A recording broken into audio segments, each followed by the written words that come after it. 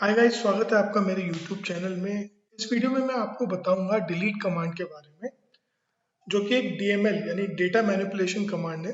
इस कमांड की हेल्प से आप किसी टेबल के स्पेसिफिक रिकॉर्ड्स को या सारे होल टेबल रिकॉर्ड्स को डिलीट कर सकते हैं। ड्रॉप कमांड की तरह इसमें भी एक कंडीशन अप्लाई है कि डिलीट किए जाने वाले रिकॉर्ड की कोई डिपेंडेंसी एग्जिस्ट नहीं होनी चाहिए, यानी उसका कोई चाइल्ड रिकॉर्ड नहीं होना चाहिए। सिमिलरली ड्रॉप कमांड की तरह डिपेंडेंसी का कॉन्सेप्ट रेफरेंशियल इंटीग्रिटी पे बेस है, जिसे हम लोग आगे पढ़ेंगे। तो चलिए हम लोग डिलीट कमांड के बारे में पढ़ लेते हैं। मैं SQL प्लस को रन कर देता हूँ कमांड प्रॉम्प्ट की हेल्प से। SQL plus nolog connect user name and password. तो हमारे पास एक टेबल है डिपार्टमेंट्स। इसमें हमारे पास दो रिकॉर्ड है। सपोज हमें कोई एक रिकॉर्ड डिलीट करना है, तो हम क्या लिखेंगे यहाँ पे, डिलीट फ्रॉम डिपार्टमेंट्स। अगर हम लोग ये स्टेटमेंट देते हैं तो ये टेबल में एग्जिस्ट सारे रिकॉर्ड को डिलीट कर देगा। लेकिन हमें कोई एक स्पेसिफिक रिकॉर्ड डिलीट करना है, तो अपडेट कमांड की तरह यहाँ पर भी हम वेयर कंडीशन का इस्तेमाल करेंगे। Where dpt id equal to 10, यानी यहाँ पे ये कमांड डिलीट कर रहा है डिपार्टमेंट टेबल से उन रिकॉर्ड को जिनका डिपार्टमेंट आईडी 10 है, जो कि यहाँ पे दिख रहा है हमें सिर्फ एक ही रिकॉर्ड है।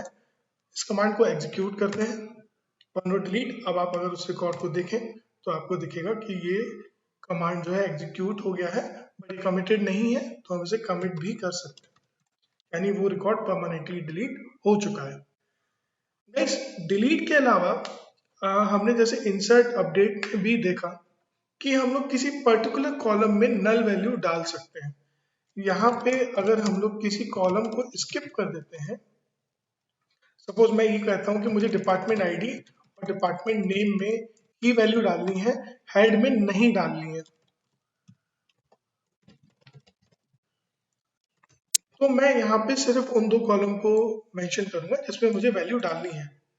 तो इसका मतलब ये है कि हम डिपार्टमेंट हेड को अगर खाली भी छोड़ते हैं तो किसी तरह का एरर नहीं आता। बट अगर सपोज करिए कि हमें ये कॉलम यूजर से बोलना है कि ये कॉलम आप खाली नहीं छोड़ सकते, हमें कुछ रिस्ट्रिक्शन लगाना है। या सपोज करिए कि मैंने ये जो रिकॉर्ड इंसर्ट किया, मैं सेम आईडी से अगर एक और रिकॉर्ड ऐड कर देता हूँ, सपोज 20 आईडी से ऑलरेडी एक रिकॉर्ड है, बट 20 आईडी से मैंने एक रिकॉर्ड और ऐड कर दिया, तो वो कोई एरर नहीं देगा।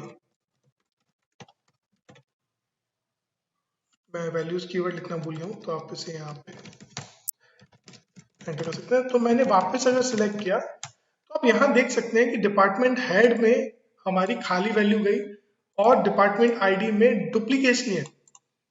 तो किसी भी टेबल का या किसी भी एंटिटी का एक स्पेसिफिक कॉलम होता है जो उसे आइडेंटिफाई करता है। सपोज यहाँ पे अगर मैं एक कमांड चलाता हूँ, delete from departments where department ID equal to 20, यहाँ पे ये तीनों रिकॉर्ड डिलीट हो जाएंगे। तो ऐसा नहीं होना चाहिए। हमारा डिपार्टमेंट आईडी कॉलम जो है यूनिक होना चाहिए, यूजर के ऊपर एक रिस्ट्रिक्शन होना चाहिए कि वो उसमें डुप्लीकेट वैल्यू नहीं डाल सकता है, या हम ये बोले कि वो डिपार्टमेंट हेड को खाली नहीं छोड़ सकता है। यहाँ इस टेबल में उसके ऊपर कोई भी रिस्ट्रिक्शन नहीं है, जहाँ पे हमारी डेटा इंटीग्रिटी लैक करती है।